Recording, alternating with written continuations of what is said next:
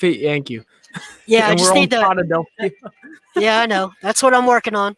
I got you. All Take right, your time. why You're don't you? good. We're live. Go ahead and intro Oh, we're us. live. Oh, hi, everybody. This is the pregame live stream for the Sixers versus Bulls game. And I think we're going to kind of combine this into the Blue Coats versus the Long Island Nets as well.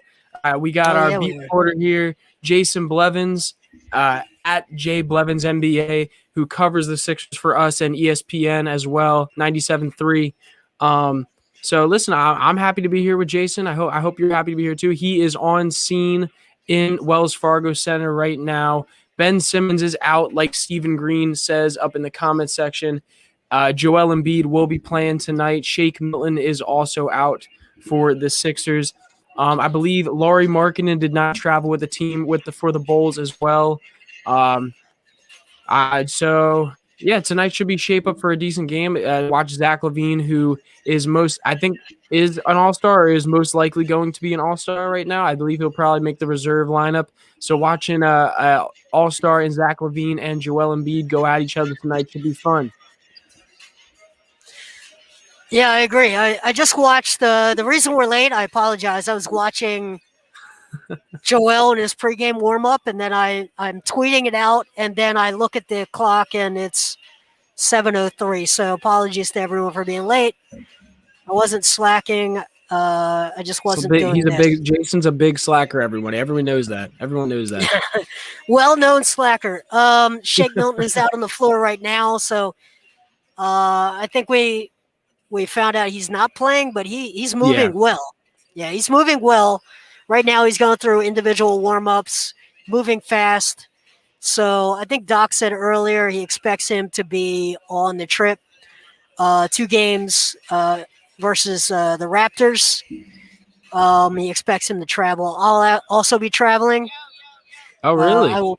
I will be down there for both of those games. So nice. Look for that. Yes, indeed. I'm trying to find us a background that doesn't look like the game's over. All right. Anyway, so we got our logo is looking a little iffy as well. This is just so everyone knows. It's very important that everyone knows that Mr. Crockpot is running a suit up right now on our other stream. So this one isn't quite set up for the TPL live, but I'm working on getting that ready. This is our secondary stream because what's more important than WandaVision? Nothing, right? I think we can agree. WandaVision is where it's at right now. Yes, sir. So, so if you agree with that, hop on over to our WandaVision suit up where you'll see Mr. Crockpot. All right. Yes, sir. I think I got us enough. What's up, Ben? What's up, Ben? I'm starting to think all people from Australia are named Ben. Please confirm. Basically everyone I know from Australia is named Ben. Yeah, maybe Butler was named after Simmons. I mean, isn't Brett Brown from Australia? So that's already one guy you know from Australia. No, he's not. He's from Maine, actually, but he spent like 20 years coaching in Australia. Got you. Yeah, but what's up, Ben? I know Ben's usually in here. Ben's usually in here all the time. What's up, Ben? How you doing? Hope it's going well in Australia down there for y'all. But anyway, let's get into this a little bit. Yep.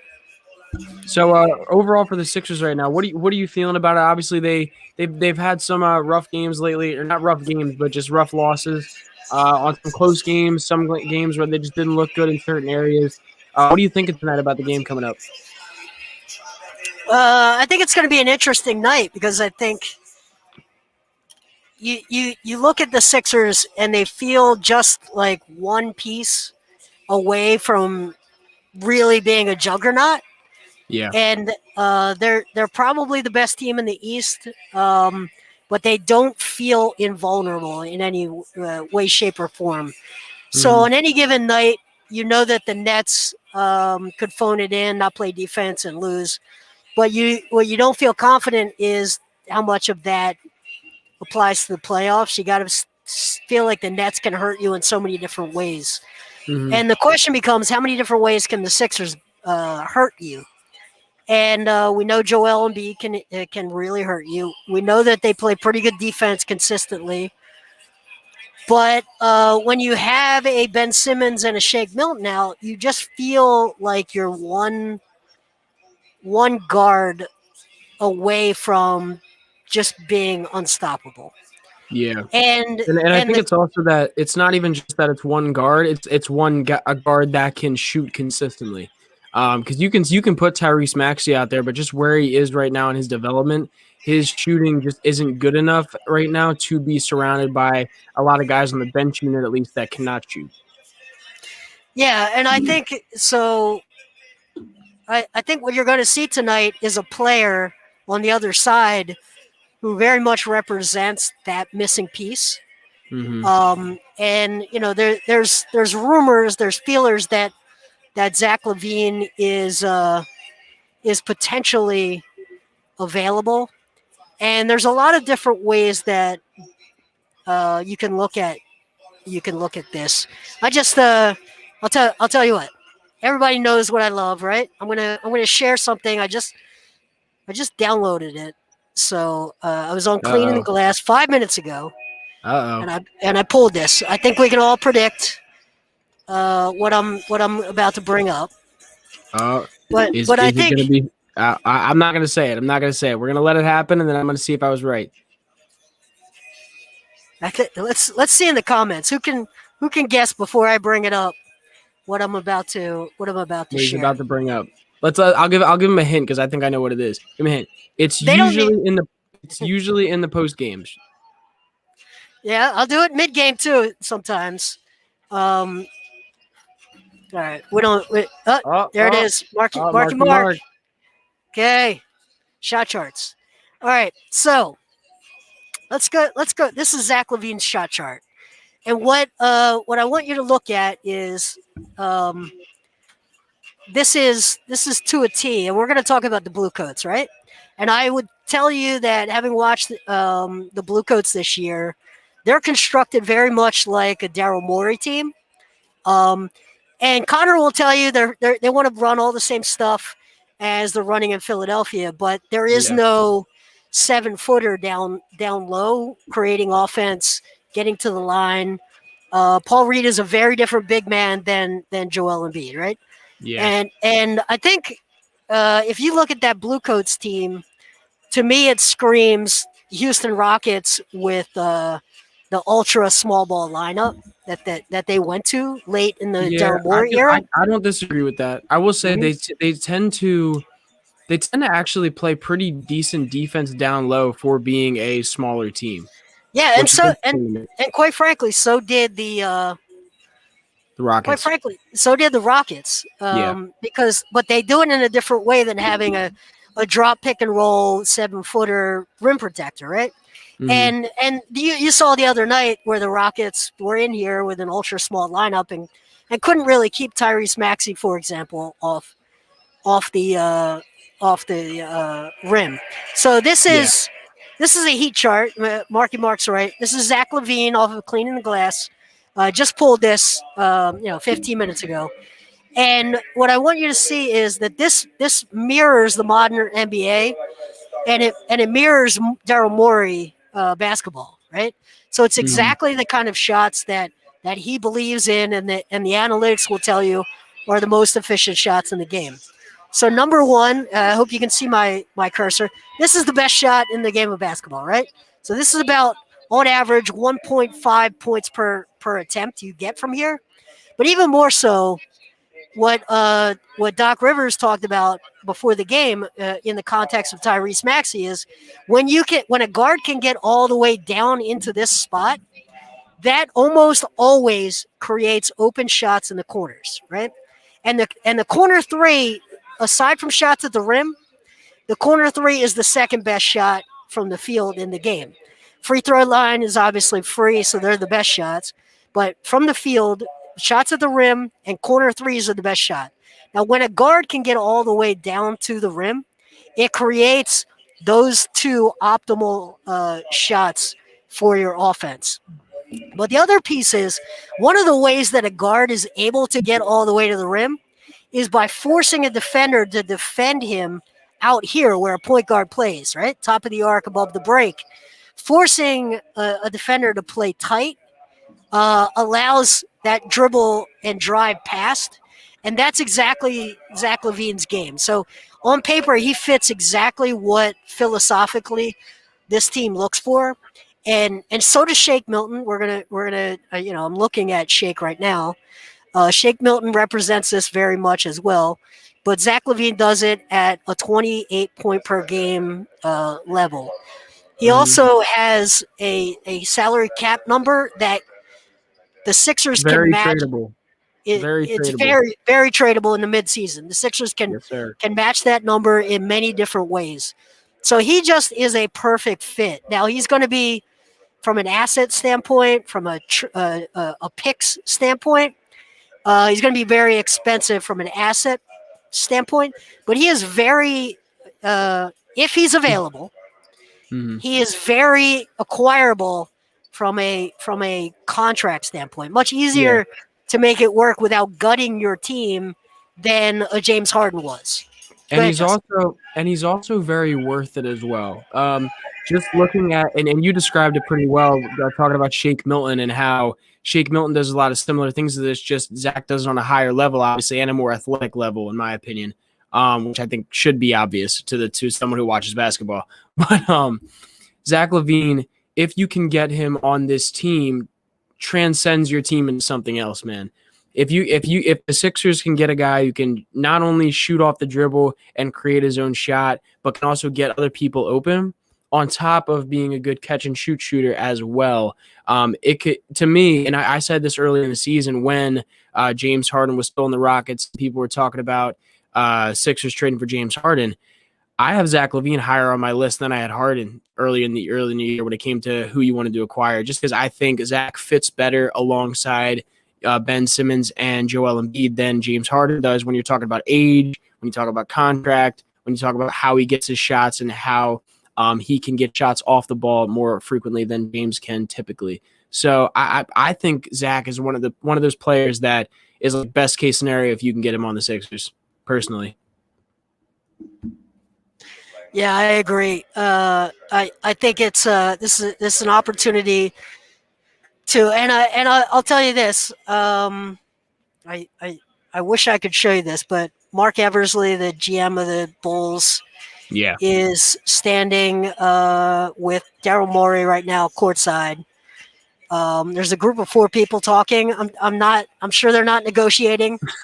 But for those that and Peter Dinwiddie is standing next to and talking to someone else about 10 feet away. So you want to explain to people who Peter Dinwiddie is? Yeah, he is one of Daryl's assistants in the analytics space in the front office. He was actually hired before Daryl, brought in, I think, from the Indiana Pacers organization. But I believe that's correct. Yep. And so what I'm seeing here is, the front offices are talking. They have a dialogue. Mark Eversley was a VP of player personnel for the Sixers until this season. He got the job as GM of the Chicago Bulls. There's a couple of ways to think about this, right? So you've got Eversley and his tie to players on the 76ers roster. You've got Daryl Morey. Sorry. I can talk for a little bit while he's going. The Sixers basically have a lot of players on their roster that Mark Eversley was a personal firsthand part of drafting and signing. Guys like Shake Milton, guys like Matisse Thybulle, who have been reportedly very interesting players that Mark Eversley has been interested in getting on his team, basically is what it sounds like. So I think what Jason's trying to say, while the Sixers starting lineup's being introduced, I believe, those are kind of players that you could see Mark Eversley wanting to trade for. One, maybe because it matches up in age better, but also because Zach Levine may want to be out of the Bulls and be competing right now, and the Bulls are a bit away from competing. So that's basically what Jason is trying to say, I would assume. I don't want to put too many words in his mouth, but Yeah, I just think that they do feel like a natural trade partner to me, the two organizations. And I think you're exactly right. The Sixers are not starved for draft assets. And quite frankly, the knock on Levine right now, if you're gonna knock Levine, you're gonna say, he's playing at an all-star level, and yet the team is still ninth in the Eastern Conference.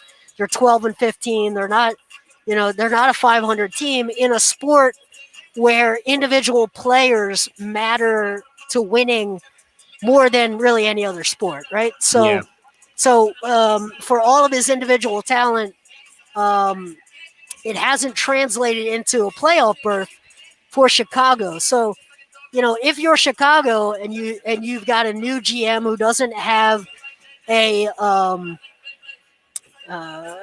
his job security tied into the trade for Zach Levine, and whether that was good or not, and you're looking at how to really remake a roster that has talent on it but isn't translating to wins, the first thing they probably have to look at is adding defense and adding draft picks, right? Yeah. So I think there's a lot of ways to make this make sense. I would also say that Billy Donovan has ties to Terrence Ferguson, who is not in the rotation for the Sixers. Terrence Ferguson is part of, in my view, any matching salary package. That's about $4 million out of the $19 million that you'd have to match. So to me, Billy Donovan had Terrence Ferguson as a starter, 53 games last year in OKC.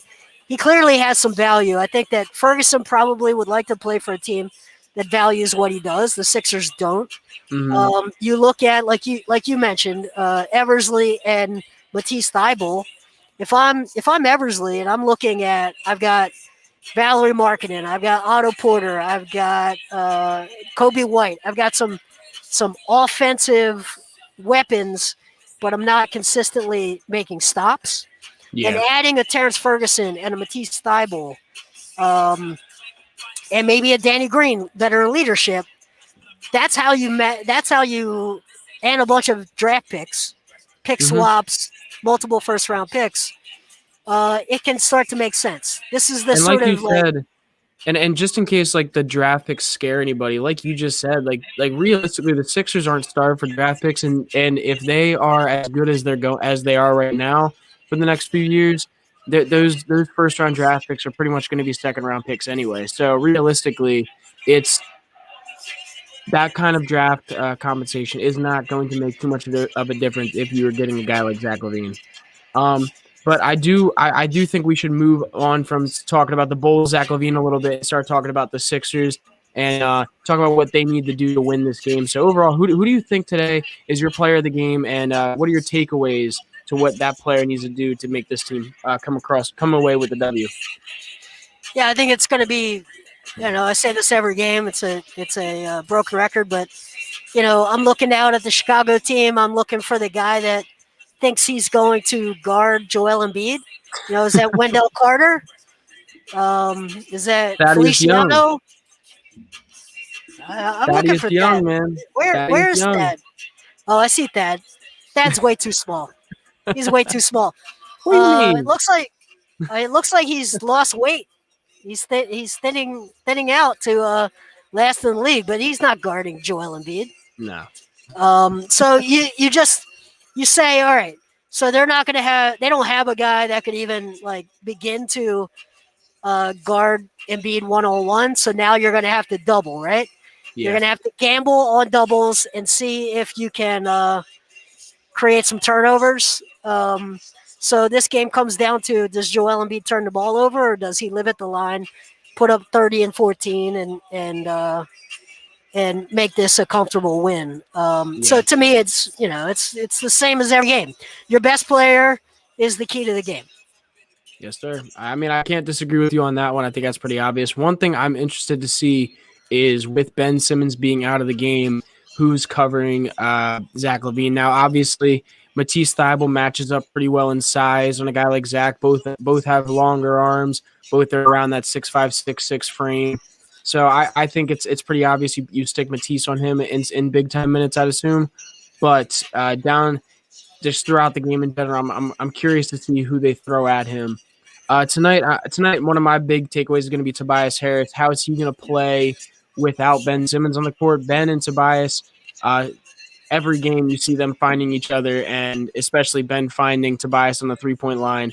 A lot of times when Ben is out of the games, Tobias is not getting off as many threes. So it's, to me, I'm interested to see how Tobias plays without Ben, and just see what his numbers look like at the end of the day. Yeah, I think the one trend I've seen more over the last few games is Tobias as a pick and roll ball handler, and Ben was as a roller, and I like that a lot. I think we've talked about this before, but Tobias is thought of by some eye test people as just too slow and deliberate as a pick and roll ball handler, but the numbers say he's insanely efficient and effective as a pick and roll ball handler. And I think that's something he did really well with the Clippers, and he's started to do more often here over the last handful of games. So who is his partner? I saw Joel Embiid really operating as a pick and pop guy right at the free throw line, and that's about where Tobias would look to run a pick and roll.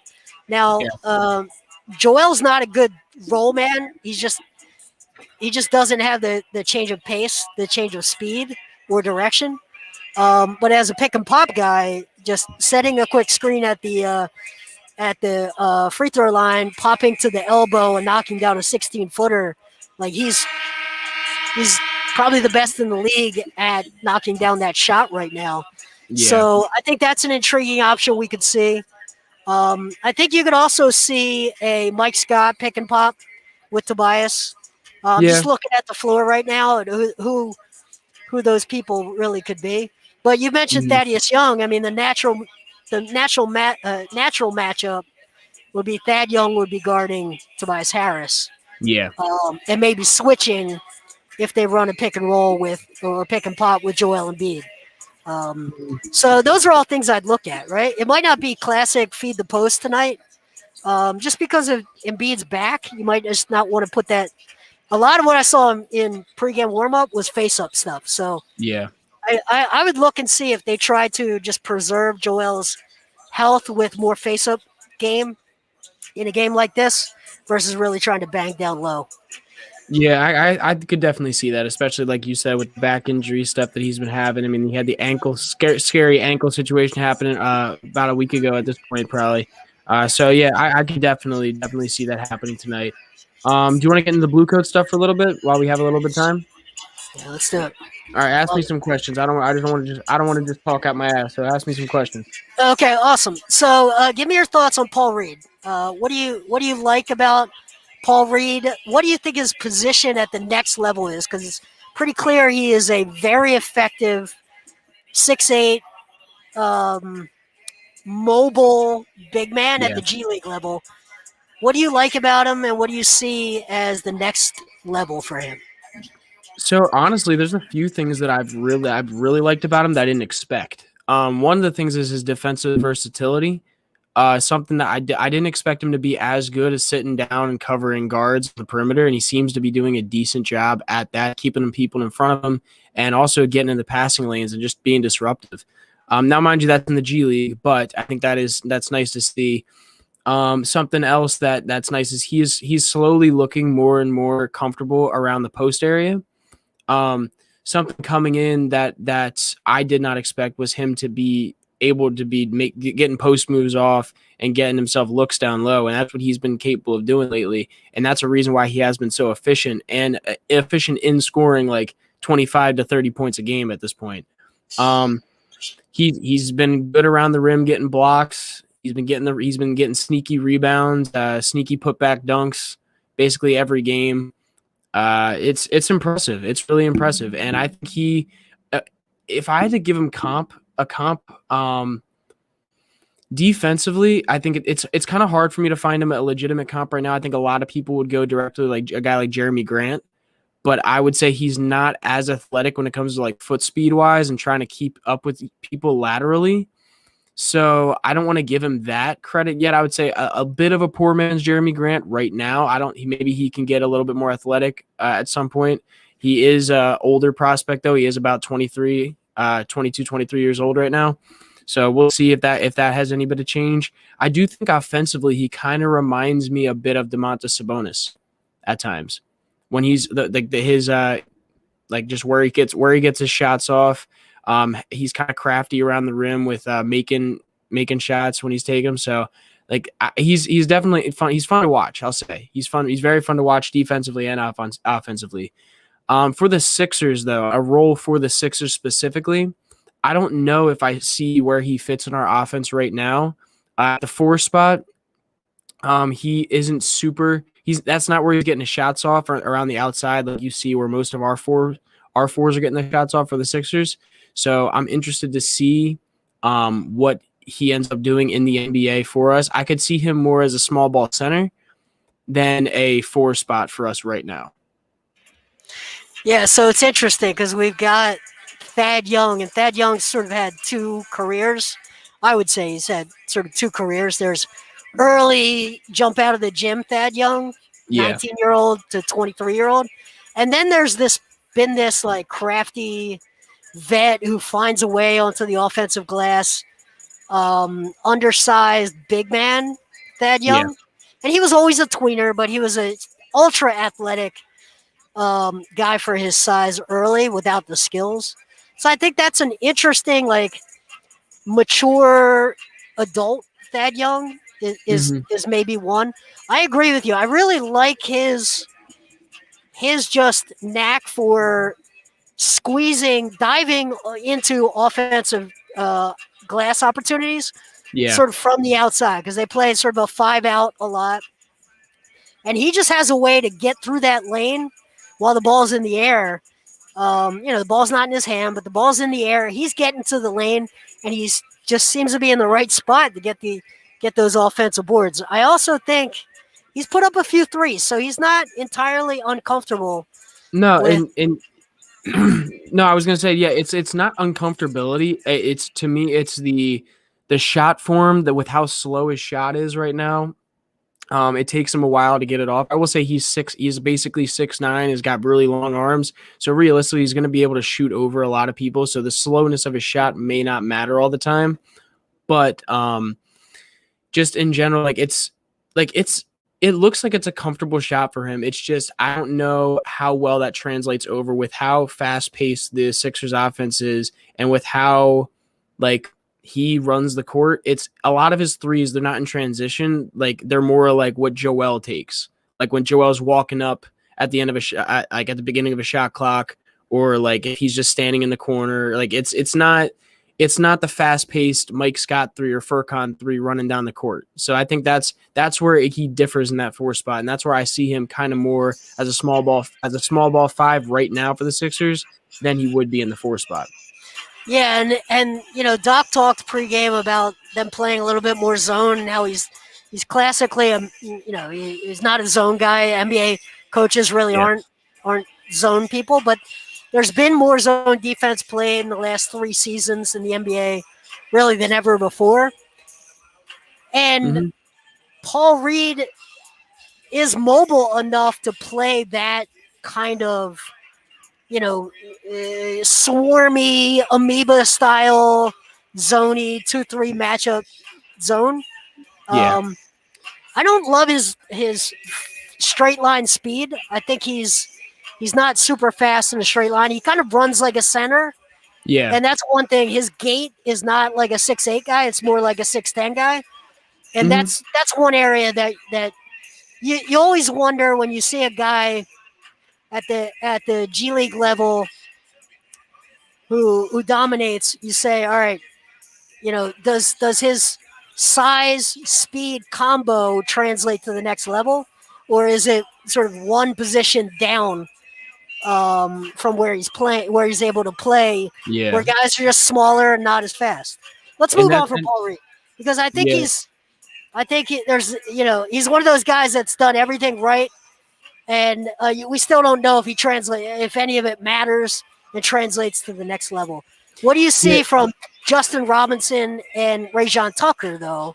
Two guards who I think are interesting from a downhill attacking guard standpoint. Yeah, so actually, I love watching Justin Robinson play basketball. I'm not gonna lie, I have loved watching him play lately. I know he's an undersized guard at the point guard spot right now for where the NBA is, but I'll tell you, he gets up into the center down low and makes some tough shots around the rim. He's got a knack for the ball. He's really active hands around the perimeter. Gets a lot of steals. Sees passes really well. So like I actually really like him. I've enjoyed watching him as of late. Rajon Tucker, and his stats won't really say it because a lot of times he'll end up getting his points from the free throw line towards the end of games. But he just right now I can't see where he's getting his shots off. He's kind of just he's very erratic with where he's going with his shots. It seems like he just kind of tries to find his own shot when he can, and he'll just like run at the rim and get to the line, which ultimately helps his teammates get open on the perimeter more. But it just doesn't. I don't see him in a spot in the offense right now like I really see like Paul Reed, if that makes sense. It does, and just so for the people watching, Justin and I have not had this discussion yet, so we haven't compared notes. But I see it exactly the same way you do. I think that Really, I exactly the same way. I think Justin Robinson, his ability to finish with both hands, makes up for a lot of the size limitations that he's got. Yeah. But I mean, there are times where he just screams out to me like Isaiah Thomas, right? Yep.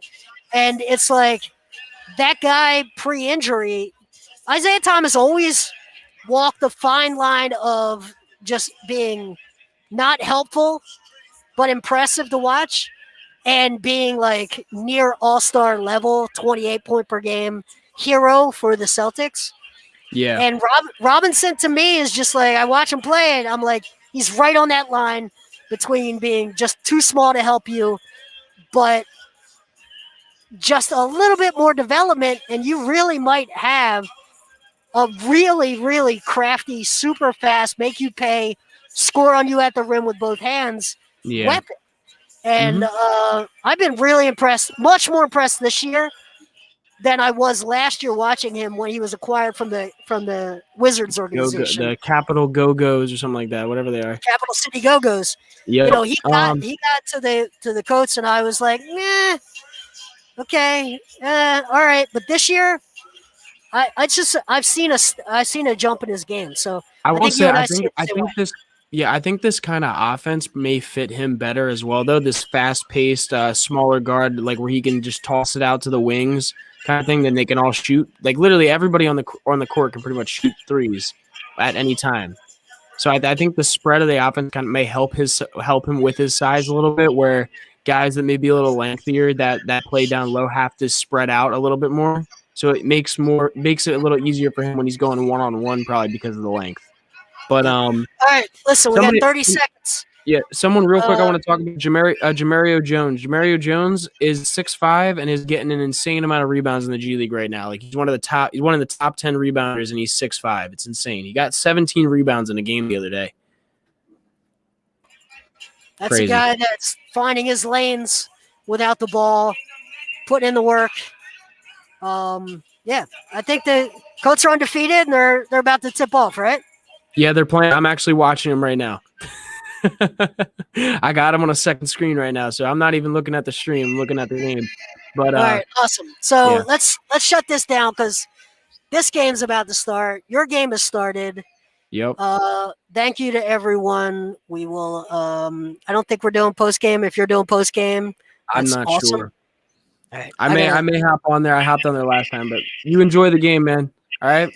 See ya. We'll talk to everybody later. Have a good night, everyone.